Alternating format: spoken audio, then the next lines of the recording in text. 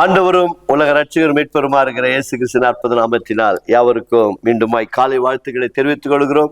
வாழ்வுதரும் உணவின் வழியாய் மீண்டுமாய் சந்திப்பதில் மிக்க மகிழ்ச்சி. கர்த்தர் தாமே ஆசீர்வதிப்பாராக. இந்த நாளுக்குரிய வேத வசனங்களை வாசிக்க கேட்போம். ரோமர் எழுதின நிருபம் 5ஆம் அதிகாரம் 16 21 வசனங்கள் முடிய நாம் வாசிக்க கேட்போம்.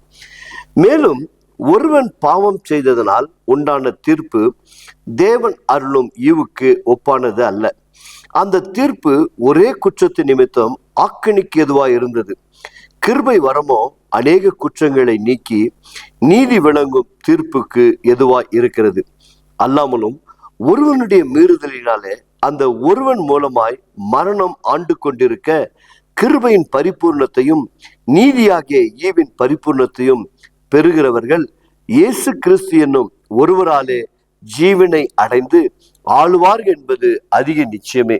ஆகையால் ஒரே மீறுதலினாலே எல்லா மனுஷருக்கும் ஆக்கினைக்கு எதுவான தீர்ப்பு உண்டானது போல ஒரே நீதினாலே எல்லா மனுஷருக்கும் ஜீவனை அளிக்கும் நீதிக்கு எதுவான தீர்ப்பு உண்டாயிற்று. அன்றியும் ஒரே மனுஷனுடைய கீழ்ப்படியாமையில அநேகர் பாவிகளாக்கப்பட்டது போல ஒருவனுடைய கீழ்ப்படிதினாலே அநேகர் நீதிமான்களாக்கப்படுவார்கள். மேலும் மீறுதல் பெருகும்படி நியாயப்பிரமாணம் வந்தது. அப்படி இருந்தும் பாவம் பெருகின இடத்தில் கிருபை அதிகமாய் பெருகிற்று. ஆதலால் பாவம் மரணத்துக்கு எதுவாக ஆண்டு கொண்டது போல கிருபையானது நம்முடைய கர்த்தராகிய இயேசு கிறிஸ்துவின் மூலமாய் நீதியிலே நித்திய ஜீவனுக்கு எதுவாக ஆண்டு கொண்டது. செபிப்போமாக.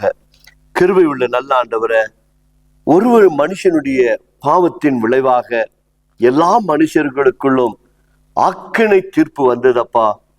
ஆனால் 2ஆம் ஆதாமாகிய இயேசு கிறிஸ்து இந்த பூமியில மனித அவதாரம் எடுத்து எங்களுக்காக கல்வாரி சிலுவையில எல்லாவற்றையும் நீதிக்கு எதுவாக பாவத்தின் சம்பளமாகிய தன்மேல் ஏற்றுக்கொண்டு எங்களை நீதிமான ஆக்கினீரே.